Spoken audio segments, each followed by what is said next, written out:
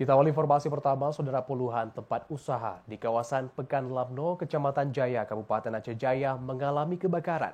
Dalam musibah ini, kerugian ditaksir mencapai miliaran rupiah.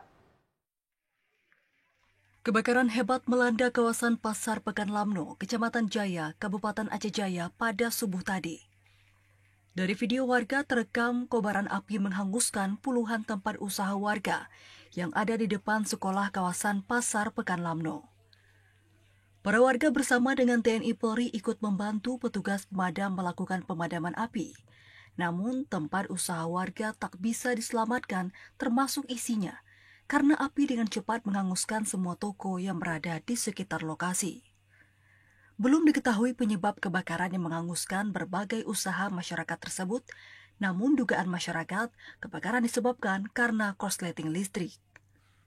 Camat Jaya Syamsuddin mengatakan tidak ada korban jiwa dalam peristiwa tersebut, namun untuk jumlah unit usaha yang terbakar berjumlah 23 unit dan 1 pustaka sekolah.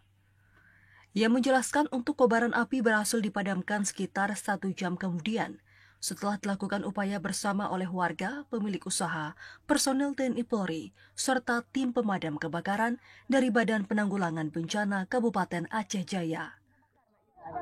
Kejadiannya pada jam 5.30 pas habis salat subuh.